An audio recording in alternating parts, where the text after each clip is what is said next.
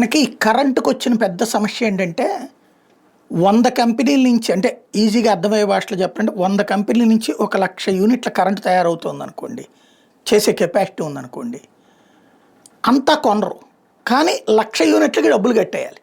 ఎందుకంటే వాళ్ళతో అగ్రిమెంట్ ఉంటుంది.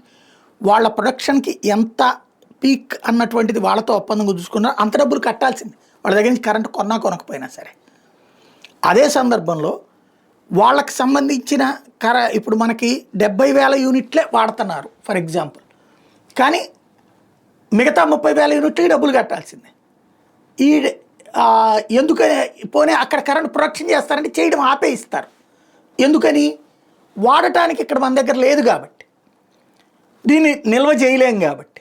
ఇప్పుడు దాన్ని అధిగమించేందుకే కేంద్ర ప్రభుత్వం దేశవ్యాప్తంగా అన్ని రాష్ట్ర ప్రభుత్వాలకి కూడా కరెంట్ స్టోరేజీలకి సంబంధించినటువంటి సంస్థని పెట్టుకోమని చెప్తోంది. వాళ్ళ పని ఏంటంటే కరెంట్ స్టోరేజ్ సంస్థలకు భూమి అది వస్తువులు ప్రభుత్వం కల్పిస్తే వాళ్ళు బ్యాంకు లోన్లు తీసుకుని కరెంట్ స్టోరేజ్ బ్యాటరీల టైప్ అనమాట మనకి అట్లా పెట్టుకుంటారు. ఇప్పుడు మనకి ఇన్వర్టర్ బ్యాటరీ 4 గంటలు 5 గంటలు వస్తుంది కరెంటు, అట్లాగా ఇవి ఎక్కువ పెట్టుకుంటారు అనమాట. పెద్ద పెద్ద ఇవి ఏది 25,000 యూనిట్లు 1,00,000 యూనిట్లు ఇట్లా మెగావాట్లలోనే దాచిపెట్టేటటువంటి సిస్టమ్స్ ఉంటాయి. దానికి అయ్యేటటువంటి అంటే ఇప్పుడు ఫర్ ఎగ్జాంపుల్ ఈ సోలార్ విండ్ పవర్ ద్వారా ₹2 2.5 కరెంట్ వచ్చింది అనుకోండి, ఇందులో దాచిపెట్టినందుకు వీళ్ళు రూపాయి తీసుకుంటారు. అట్లాగా కరెంటు ఛార్జీ పెరుగుతుంది. తద్వారా భవిష్యత్తులో కాకపోతే పీక్ అవర్స్ అని వీళ్ళు వేసేవి ఉంటాయి, అత్యవసరం అని చెప్పి తీసుకునేటప్పుడు ₹12 ₹13 కూడా అవి తగ్గుతాయి అన్నమాట.